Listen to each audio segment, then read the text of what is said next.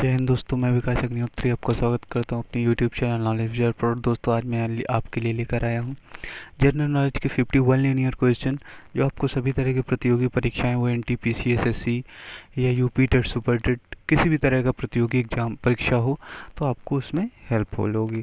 तो चलिए आप देर न करते हुए शुरू करते हैं। देखिए आपका पहला क्वेश्चन क्या कह रहा है। आपका पहला क्वेश्चन कह रहा है विश्व विकास रिपोर्ट किसका वार्षिक प्रकाशन है। तो जो विश्व बैंक होती है वो वार्षिक रूप से विश्व विकास रिपोर्ट प्रस्तुत करती है। तो सबसे पहले हम विश्व बैंक के बारे में जानते हैं। तो विश्व बैंक कहाँ पर स्थित है, इसका मुख्यालय कहाँ है, वाशिंगटन डीसी। और वाशिंगटन डीसी कहाँ पे है दोस्तों, यूएसए में है।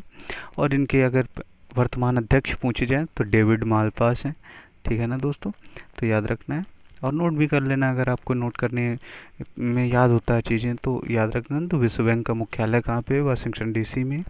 और इनके जो वर्तमान अध्यक्ष हैं डेविड मालपास हैं, ठीक है ना। चलिए अगला देखते हैं। अगला क्वेश्चन कह रहा है यूरोपीय मौद्रिक संघ की मुद्रा कौन सी है। तो दोस्तों जो यूरोपीय यूनियन है, यूरोपीय मौद्रिक संघ है, उसकी मुद्रा यूरो है। कई यूरोपीय देशों का समूह है जिससे मिलकर यूरोपीय यूनियन बना हुआ है और उसकी मुद्रा क्या है, आधिकारिक रूप से यूरो है, ठीक है। तो यूरोप में कई सारे देश हैं जो यूरो को अपनी करेंसी मानते हैं, ठीक है। चलिए अगला क्वेश्चन कह रहा है दोस्तों विश्व में कोयले का सबसे बड़ा उत्पादक देश कौन सा है। तो याद रखना है विश्व में सबसे बड़ा कोयले का उत्पादक देश चीन है। अगला क्वेश्चन कह रहा है विश्व का दूसरा सबसे बड़ा महाद्वीप कौन सा है। तो विश्व में सबसे पहले आपको पता होना चाहिए कुल कितने महाद्वीप हैं। कुल 7 महाद्वीप हैं।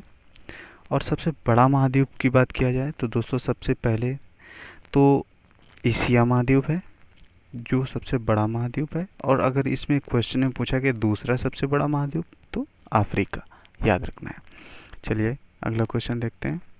आपका अगला क्वेश्चन क्या कह रहा है दोस्तों, राजस्थान राज्य की सर्वाधिक लंबी सीमा किस राज्य से लगती है। तो आपका उत्तर हो जाएगा मध्य प्रदेश। और राजस्थान की कुछ सीमा उत्तर प्रदेश से भी लगती है, तो याद रखना है। चलिए अगला क्वेश्चन देखते हैं। कह रहा है कि राणा प्रताप सागर बांध किस नदी पर स्थित है। तो दोस्तों राणा प्रताप सागर बांध चंबल नदी पर और राजस्थान में स्थित है, ठीक है ना, याद रखना है। चलिए अगला क्वेश्चन देखते हैं। जय समंद झील कहाँ पर स्थित है। तो ये जो जय समंद झील उदयपुर में स्थित है दोस्तों, और उदयपुर राजस्थान का एक शहर है, ठीक है ना। चलिए अगला क्वेश्चन देखते हैं। मेवाड़ प्रजामंडल की स्थापना किसने की। तो आपका उत्तर हो जाएगा माणिक्यलाल वर्मा। तो इनके बारे में तो मुझे भी नहीं पता है दोस्तों कि ये कौन थे, मैंने पढ़ा भी नहीं है, तो याद रखना है। लेकिन मेवाड़ जो प्रजामंडल थी इसकी स्थापना माणिक्यलाल वर्मा ने की है, ठीक है।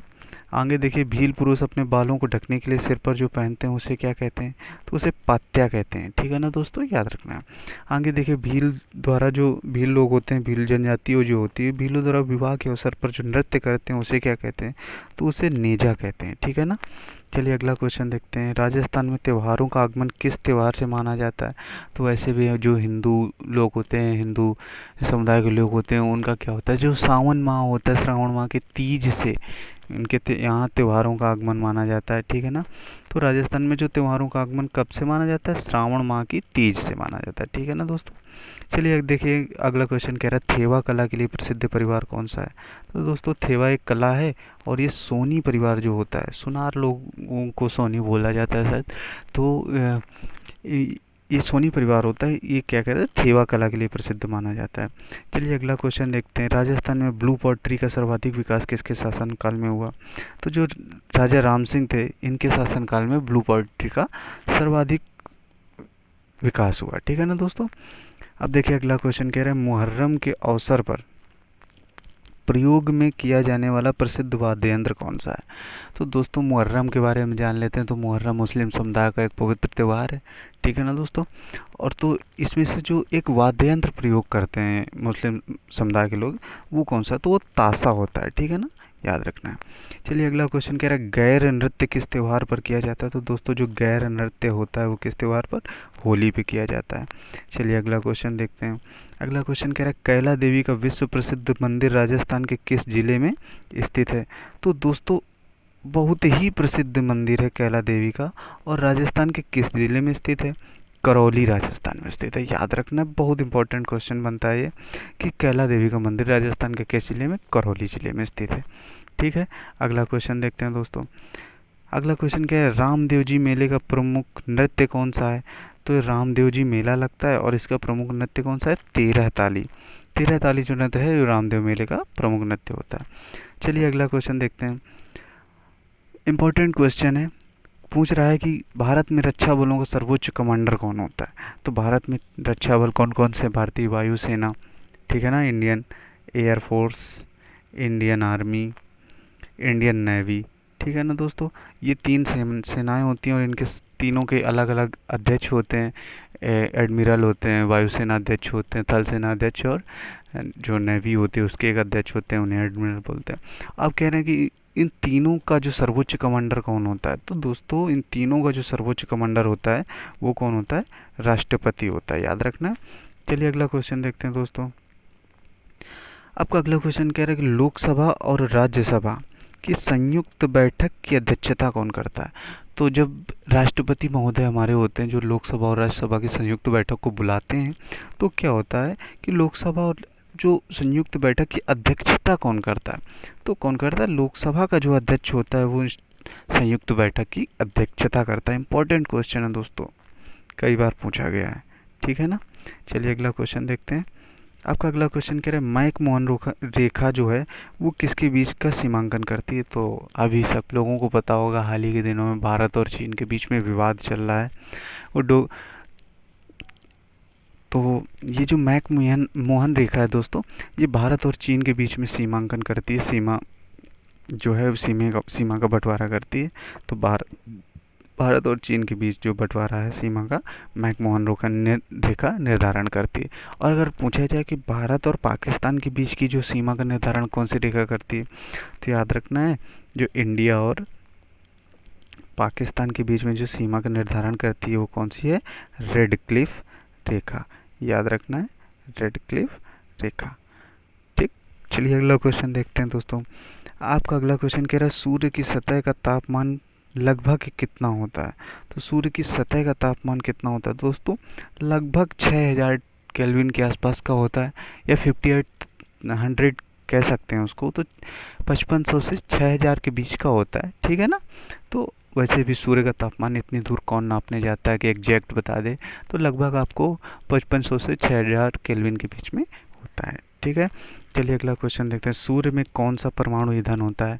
तो अब आपको पता होना चाहिए कि सूर्य की ऊर्जा जो होती है उसका स्रोत क्या होता है। तो हाइड्रोजन और हीलियम जो होते हैं सूर्य की परमाणु ऊर्जा का स्रोत होते हैं, ठीक है ना।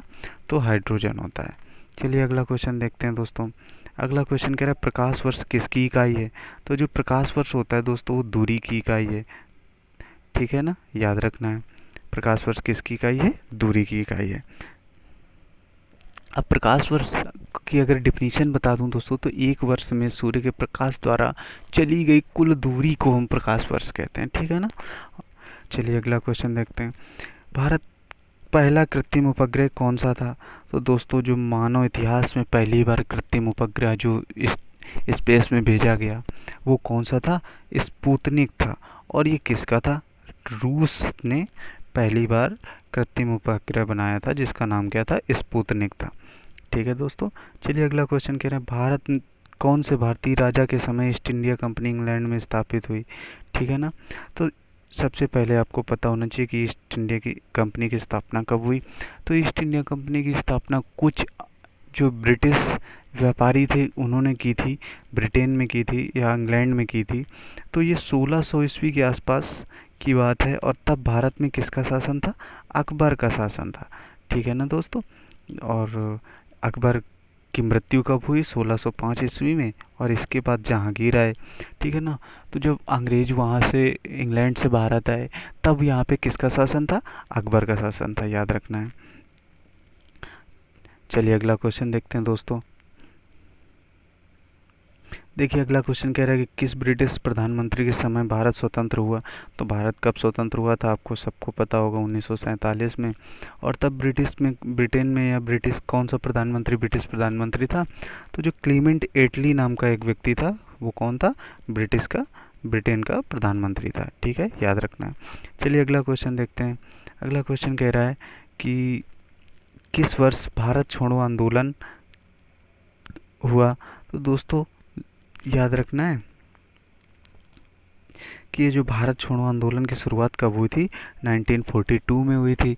और जब क्रिप्स मिशन आया और क्रिप्स मिशन से महात्मा गांधी ने अपनी शर्तें रखी कि भारत आज़ाद करिए, तो उन्होंने कहा कि नहीं, हम जो ये सेकेंड वर्ल्ड वार है इसमें आप हमारी सहायता करिए और इसके बाद हम भारत को आज़ाद कर देंगे। तो फिर महात्मा गांधी ने कहा कि नहीं, ये तो दिवालिया चेक है कुल मिला के, कि हम आपको हेल्प भी कर दें और आप हमें आज़ाद भी ना करें। तो इस तरह से फिर महात्मा गांधी ने क्या किया, भारत छोड़ो आंदोलन की शुरुआत की।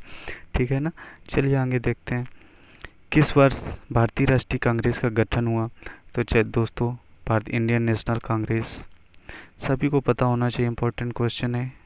1885 में हुआ था भारतीय राष्ट्रीय कांग्रेस का गठन। और दोस्तों अगर पहले अध्यक्ष पूछे जाएँ तो WC बनर्जी जो थे वो भारतीय राष्ट्रीय कांग्रेस के पहले अध्यक्ष थे। ठीक है ना, याद रखना है। चलिए अगला क्वेश्चन देखते हैं दोस्तों। कह रहा है कि किस दिन महात्मा गांधी ने दांडी यात्रा शुरू की। तो सविनय अवज्ञा आंदोलन के बारे में आप लोगों ने पढ़ा होगा। तो सविनय अवज्ञा आंदोलन जब किया था, नमक पर अंग्रेजों ने क्या किया था, नमक पर टैक्स लगा दिया और 30% टैक्स लगाया नमक पे, बहुत सारा टैक्स लगा दिया नमक बनाने पे। तब क्या किया था दोस्तों, महात्मा गांधी जी ने 12 मार्च 1930 को दांडी यात्रा की थी और फिर जाके गुजरात में साबरमती आश्रम से उन्होंने यात्रा की और समुद्र के किनारे जाकर उन्होंने नमक बनाया और नमक कानून तोड़ा। ठीक है। चलिए अगला क्वेश्चन देखते हैं। भारत में ब्रिटिश शासन की शुरुआत किस लड़ाई के द्वारा हुई। तो दोस्तों सबको पता होगा कि भारत में ब्रिटिश शासन की जो शुरुआत हुई थी किस लड़ाई से हुई थी, प्लासी की लड़ाई से हुई थी। और ये कब हुआ था, प्लासी की लड़ाई कब हुई, तो ये 1757 ईस्वी में हुई थी। ठीक है ना दोस्तों, याद रखना है, ये 1757 ईस्वी में प्लासी का युद्ध हुआ और फिर 1764 और 65 में बक्सर का युद्ध हुआ। और जहाँ से अंग्रेज़ों की पकड़ इतनी मजबूत हो गई कि भारत फिर गुलामी की जंजीरों में जकड़ता चला गया। चलिए अगला क्वेश्चन देखते हैं। आपका अगला क्वेश्चन कह रहा है किस सिख गुरु को औरंगजेब ने अत्याचार किया और मार दिया। तो जो सिख गुरु तेग बहादुर थे दोस्तों, उनको क्या किया था, औरंगजेब ने बहुत सारा उनके ऊपर अत्याचार किया और उन्हें मार दिया था। ठीक है ना।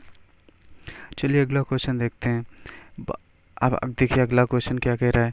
भारत के क्षेत्रीय शासन स्थापित करने में यूरोप का कौन सा राष्ट्र प्रथम था, पहला यूरोपीय राष्ट्र कौन था। तो भारत में सबसे पहले कौन से लोग आए थे, सबको पता होगा कि 1498 ईस्वी में सबसे पहले कौन आया था, वास्को डिगामा भारत आया था। और वास्को डिगामा कौन था दोस्तों, वास्को डिगामा एक पुर्तगाली था। तो सबसे पहले कौन आया था, वास्को डिगामा, और जो एक पुर्तगाली था। तो जो पुर्तगाली लोग थे उन्होंने भारत पे सबसे पहले क्या किया था, यूरोपीय राष्ट्र कौन था भारत पे शासन स्थापित करने वाला, पुर्तगाली था। ठीक है। चलिए अगला क्वेश्चन देखते हैं। वह विज्ञान जिसमें पशु मानव शारीरिक संरचना का विच्छेदन द्वारा सीखा जाता है उसे क्या कहते हैं। ठीक है, तो उसे हम क्या कहते हैं, एनाटॉमी कहते हैं। ठीक। अगला क्वेश्चन देखिए दोस्तों। अगला क्वेश्चन कह रहा है कि किस उपकरण द्वारा यांत्रिक ऊर्जा को विद्युत ऊर्जा में परिवर्तित किया जाता है। तो आपको पता होगा कि जो यांत्रिक ऊर्जा होती है, जनरेटर होता है, डायनमो होता है, उससे हम क्या कर लेते हैं, यांत्रिक ऊर्जा को विद्युत ऊर्जा में परिवर्तित कर लेते हैं। ठीक है दोस्तों। तो चलिए अगला क्वेश्चन देखते हैं। तो दोस्तों अगला क्वेश्चन आपका कह रहा है कि कंप्यूटर की स्मृति का वह हिस्सा जहां पर डेटा निर्देश अस्थायी रूप से सुरक्षित किया जाता है। तो दोस्तों आपको पता होगा कंप्यूटर की मेमोरी दो टाइप की होती है, एक होता है वोलाटाइल, एक होता है नॉन वोलाटाइल, स्थायी या अस्थायी मेमोरी होती है। ठीक है ना। तो जो रैम होती है हमारी, रैम का फुल फॉर्म होता है रैंडम एक्सेस मेमोरी, ये क्या होती है, हमारी अस्थायी मेमोरी होती है। इसमें कुछ समय के लिए डाटा फीड होता है या सेव होता है, और अगर किसी भी तरह से कंप्यूटर बंद हो जाए तो वो डाटा खो जाता है, लॉस्ट हो जाता है। ठीक है ना। चलिए अगला क्वेश्चन देखते हैं। देखिए अगला क्वेश्चन कह रहा है कि मधुमेह से पीड़ित व्यक्ति को क्या ज़रूरत होती है। तो जो जो व्यक्ति मधुमेह से पीड़ित होते हैं उन्हें इंसुलिन के इंजेक्शन लगाए जाते हैं। आप लोगों को पता होगा, अगर आपके आसपास कोई मधुमेह का, डायबिटीज़ का पेशेंट हो तो आपको पता होगा कि उसको क्या इंसुलिन के इंजेक्शन दिए जाते हैं, ठीक है ना।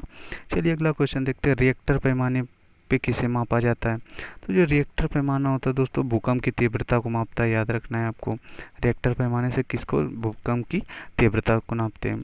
अब देखिए अगला क्वेश्चन कह रहा है कि जैन तीर्थंकर श्री महावीर स्वामी का जन्म कहाँ हुआ था। वैशाली, कुंडग्राम वैशाली में हुआ था, जो बिहार में स्थित है, ठीक है ना दोस्तों। याद रखना, इंपॉर्टेंट क्वेश्चन है, यूपी पुलिस में पूछा गया था कि महावीर स्वामी का जन्म कहाँ हुआ था। कुंडग्राम वैशाली में हुआ था। और इनकी मृत्यु कहाँ हुई थी। पावापुरी, एक पावापुरी नामक स्थान भी बिहार में ही है, तो वहाँ पे इनकी मृत्यु हुई थी, ठीक है ना। अगले देखिए अगला क्वेश्चन कह रहा है भारत का प्रथम मुस्लिम शासक कौन था। तो जो मोहम्मद गोरी था दोस्तों, वो भारत का प्रथम मुस्लिम शासक था, ठीक है ना। और मोहम्मद गोरी ने कब, सन 1191 ईस्वी में, 1191 ईस्वी में पृथ्वीराज चौहान से पानीपत का द्वितीय युद्ध लड़ा, और इसके बाद 1192 में तृतीय युद्ध लड़ा, और यहाँ पे उसकी विजय होती है पृथ्वीराज चौहान पे, और यहाँ से स्थापित होता है भारत में मुगल शासन, ठीक है ना। चलिए अगला क्वेश्चन देखते हैं। कह रहा है कि भूपटल पे सबसे अधिक मात्रा में कौन सी धातु है, ठीक है ना दोस्तों। तो भूपटल पे सबसे अधिक मात्रा में कौन सी धातु, एल्यूमिनियम पाई जाती है, ठीक है ना। चलिए अगला क्वेश्चन देखते हैं। किस ग्रह को सांझ का तारा या चांद का तारा कहा जाता है। मैंने आपको ये क्वेश्चन करा रखा है पिछले कुछ वीडियोज में। तो दोस्तों आपको पता होगा जो शुक्र ग्रह है इसको हम भोर का तारा या सांझ का तारा दोनों का नाम देते हैं, ठीक है, तो याद रखना है। चलिए अगला क्वेश्चन देखते हैं। वायुमंडल की सबसे निचली परत को क्या कहते हैं। तो सबसे निचली परत को हम क्या कहते हैं, क्षोभ मंडल कहते हैं। तो वायुमंडल में कुल कितनी परतें हैं दोस्तों, 5 परतें हैं। कौन कौन सी, क्षोभ मंडल, समताप मंडल, इसके बाद मध्यमंडल, आयन मंडल और बहिर्मंडल, याद रखना है। चलिए अगला क्वेश्चन देखते हैं।